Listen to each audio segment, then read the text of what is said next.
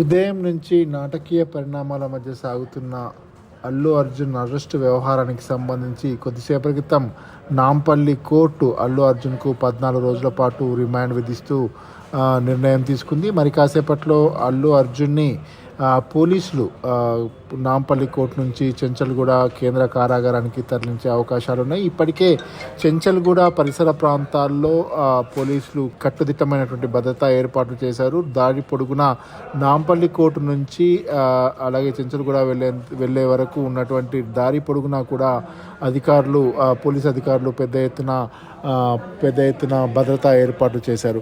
ఉదయం నుంచి కూడా చాలా ఉద్విగ్న వాతావరణం చోటు చేసుకుంది.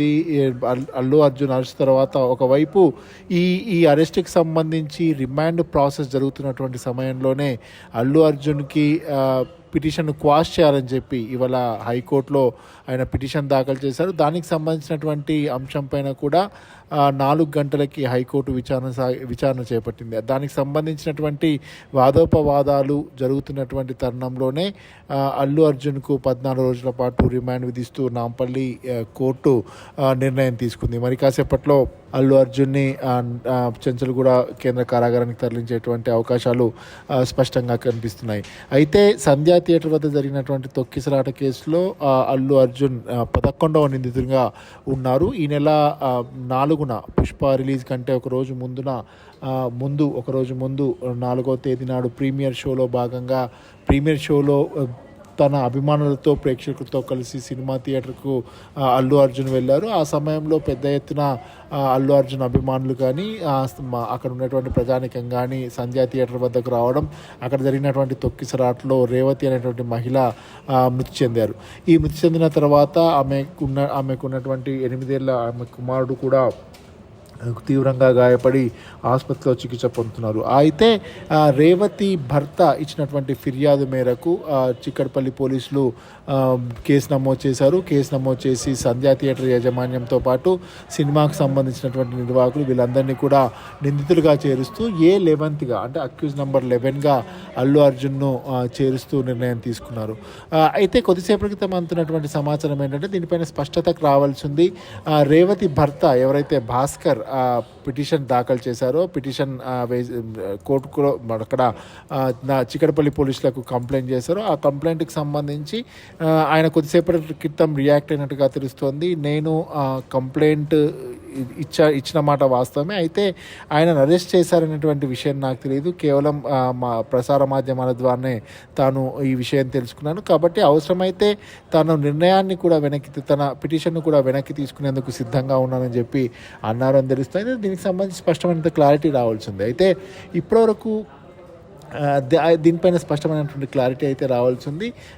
మొత్తంగా ఈ ఉదయం నుంచి కూడా సుమారు 11:30-12 గంటల ప్రాంతంలో పోలీసులు అల్లు అర్జున్ ఇంటికి వెళ్ళారు. అల్లు అర్జున్ ఇంటికి వెళ్ళిన తర్వాత ఆ సమయంలో ఆయన అక్కడ వాళ్ళ ఇంట్లో స్విమ్మింగ్ పూల్లో స్నానం చేస్తూ ఉన్నారని చెప్పి తెలుస్తుంది. ఆ స్నానం చేసిన అనంతరం పోలీసులను చూసినటువంటి అల్లు అర్జున్ ఎందుకు వచ్చారు ఏంటి అనేటువంటిది ఒక క్వశ్చన్ మార్క్ ఫేస్ పెట్టినట్టుగా తెలుస్తుంది. ఎందుకు వచ్చారు అంటే మిమ్మల్ని అరెస్ట్ చేయడానికి, మిమ్మల్ని అదుపులోకి తీసుకొని వచ్చామని చెప్పి పోలీసులు సమాధానం ఇస్తున్నటువంటి తరుణంలో ఓవైపు హైకోర్టులో తాను ఆల్రెడీ పిటిషన్ వేశాను, ఆ పిటిషన్ ఉన్నటువంటి సమయంలో మీరు నన్ను ఎలా అరెస్ట్ చేశారని చెప్పి కాసేపు పోలీసులతో వాగ్వాదం జరిగినట్టుగా తెలుస్తుంది. అయితే పోలీసులు ఎట్టి పరిస్థితుల్లో మిమ్మల్ని తీసుకునే వెళ్తాము అని చెప్పిన సందర్భంలో తాను బట్టలు మార్చుకునేందుకు అవసరమైన టైం ఇవ్వండి అన్నప్పటికీ కూడా నేను మీతో పాటు వస్తాం, మా ముందే బట్టలు మార్చుకోండి, ఆ తర్వాత మనం బయలుదేరదామని చెప్పినట్టుగా తెలుస్తుంది. ఈ నేపథ్యంలో అల్లు అర్జున్ బెడ్రూమ్లోకి కూడా పోలీసులు వెళ్ళారు. ఆయన బట్టలు మార్చుకునేంత వరకు వెయిట్ చేసి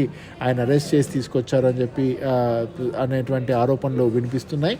ఆయన బయలుదేరేటువంటి సమయంలో అల్లు అర్జున్ తన తండ్రి అయినటువంటి అల్లు అరవింద్తో పాటు భార్య స్నేహారెడ్డికి జాగ్రత్తలు చెప్పి అక్కడి నుంచి బయలుదేరినటువంటి సందర్భం మనం చూసాం. అక్కడి నుంచి జూబ్లీహిల్స్లో ఉన్నటువంటి ఆయన నివాసం నుంచి నేరుగా పోలీసులు అల్లు అర్జున్ని చిక్కడపల్లికి పోలీస్ స్టేషన్కి తీసుకెళ్లారు. చిక్కడపల్లి పోలీస్ స్టేషన్లో సెంట్రల్ జోన్ డీసీపీ నేతృత్వంలో కాసేపు సుమారు 1.5-2 గంటల పాటు పోలీసులు ఆయనకు ఆ ఘటనకు సంబంధించినటువంటి అంశం పైన పూర్తిస్థాయిలో విచారణ జరిపేటువంటి పూర్తిస్థాయి ఇన్ఫర్మేషన్ తీసుకునేటువంటి ప్రయత్నం చేశారు. ఆ తర్వాత చిక్కడపల్లి పోలీస్ స్టేషన్ నుంచి పోలీసులు నేరుగా ఆయన్ని గాంధీ ఆసుపత్రికి తరలించారు. ఎవరైతే రిమాండ్‌కి సంబంధించి అంటే పోలీసులు ఎవరైతే నిందితుడిని కోర్టులో హాజరుపరిచే ముందు అక్కడ వాళ్ళకి సంబంధించినటువంటి హెల్త్ ఏ రకంగా ఉంది అనేటువంటి దానిపైన వైద్య పరీక్షలు చేయించడం అటువంటి ఆనవాయితీ. దీంట్లో భాగంగా అల్లు అర్జున్‌ని పోలీసులు గాంధీ ఆసుపత్రికి తరలించారు. గాంధీ ఆసుపత్రిలో అవసరమైనటువంటి చికిత్స, అవసరమైనటువంటి పరీక్షలు అంటే ప్రత్యేకించి బ్లడ్ ప్రెషర్ కానీ, బ్లడ్ షుగర్ కానీ, బీపీ, ఈసీజీ లాంటి ప్రైమరీ టెస్ట్స్ ఏవైతే ఉంటాయో అవన్నీ చేసిన అనంతరం పోలీసులు నేరుగా గాంధీ ఆసుపత్రి నుంచి నాంపల్లి కోర్టుకు తరలించారు. నాంపల్లి కోర్టుకు తరలించిన తర్వాత అక్కడ దీనిపైన ఎటువంటి పరిస్థితుల్లో కేసు రిజిస్టర్ చేయాల్సినటువంటి అంశం పైన అటు ప్రభుత్వ తరఫు న్యాయవాది దాన్ని కండెమ్ చేస్తూ ఏ రకంగా దీంట్లో అల్లు అర్జున్ నిందితుడిగా ఉండడం అనేటువంటి అంశాన్ని అల్లు అర్జున్ తరఫు న్యాయవాదులు వాదనలు వినిపించారు. దీనిపైన జరిగిన కాసేపు వాదనల అనంతరం కోర్టు 14 రోజుల పాటు అల్లు అర్జున్కు రిమాండ్ విధిస్తూ నిర్ణయం తీసుకుంది. అయితే మరోవైపు ఎఫ్ఐఆర్ను కొట్టివేయాలని చెప్పి ఆల్రెడీ అల్లు అర్జున్ హైకోర్టును ఆశ్రయించిన నేపథ్యంలో హైకోర్టు ఎటువంటి నిర్ణయం తీసుకుంటుంది ఏంటి అనేటువంటిది ఒక రకంగా ఉత్కంఠనలోకి ఉందని చెప్పొచ్చు. మరి కాసేపట్లో నాంపల్లి కోర్టు ఇచ్చినటువంటి జడ్జిమెంట్ ఆధారంగా, నాంపల్లి కోర్టు ఇచ్చినటువంటి తీర్పు ఆధారంగా అల్లు అర్జున్ని మరి కాసేపట్లో పోలీసులు కట్టుదిట్టమైనటువంటి భద్రతా ఏర్పాట్ల మధ్య ఆయన్ని చెంచల్గూడ జైలుకు తరలించేటువంటి అవకాశాలు స్పష్టంగా కనిపిస్తున్నాయి.